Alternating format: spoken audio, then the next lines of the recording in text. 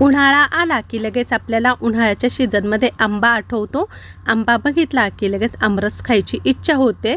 आज सुवर्णास किचनमध्ये छान असा मस्त आमरस आणि त्यासोबत पुरी, लहानांपासून मोठ्यांपर्यंत सर्वांनाच आवडणारा। चला तर रेसिपीला अधिक वेळ न लावता सुरुवात करू। मार्केटमध्ये बऱ्याच प्रकारचे आंबे बघायला मिळतात। आंबे आणल्यानंतर स्वच्छ पाण्याने धुवून घ्यायचे, त्यानंतर आंबा आपल्याला कापून घ्यायचा आहे। बऱ्याच वेळेस पारंपरिक पद्धतीमध्ये आपण आंबा पिळून आमरस बनवतो, पण कधी कधी आंबा आतून खराब होतो आणि त्यामुळे आपल्याला समजत नाही।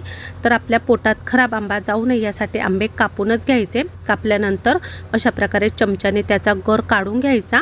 एकदम सोप्या आणि झटपट पद्धतीमध्ये आपण आमरस तयार करू। आता इथे मी मिक्सरचं भांडं घेतलेलं आहे, त्यामध्ये सर्व काही आंब्याचे काप आपल्याला टाकायचे। यामध्ये चवीनुसार साखर टाकायची, तर मी इथे 50 ग्रॅम साखर टाकली आहे। तुम्ही तुमच्या आवडीनुसार कमी जास्त करून टाकू शकता। त्यानंतर 1 ग्लास दूध टाकायचं आहे। या ठिकाणी तुम्ही पाणी पण वापरू शकता, थोडेसे आईसचे तुकडे पण टाकायचे, त्यामुळे आमरस काळा पडत नाही आणि खायला पण छान मस्त थंड लागतो। सर्व पदार्थ मिक्सरला ना एकदम बारीक फिरवून घ्यायचे। यामध्ये तुम्ही तुमच्या आवडीनुसार अजून दूध किंवा पाणी टाकू शकता। बरेच जण दूध वापरत नाही, पाण्यामध्ये पण करतात, तर तोही छान लागतो।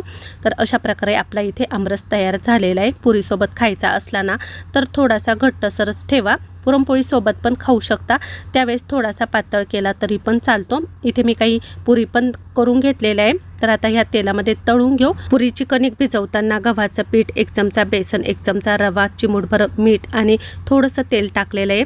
कणिक थोडीशी घट्टसर भिजवायची, त्यामुळे पुऱ्या आहे ना अजिबात तेलकट होत नाही आणि जास्त वेळ त्या आहे ना टम्म फुगलेल्याच राहतात। अशा प्रकारे इथे मी पुरी पण तळून घेतली, मस्त गरमागरम पुरी आणि थंडगार आमरस त्यासोबत। चला तर रेसिपी आवडली असेल तर रेसिपीला लाईक करा, शेअर करा। चॅनेलवर नवीन असाल तर चॅनेलला सबस्क्राईब करायला मात्र विसरू नका। पुन्हा अशाच नवीन आणि पारंपरिक रेसिपी सोबत परत भेटू, तोपर्यंत सर्वांना बाय बाय।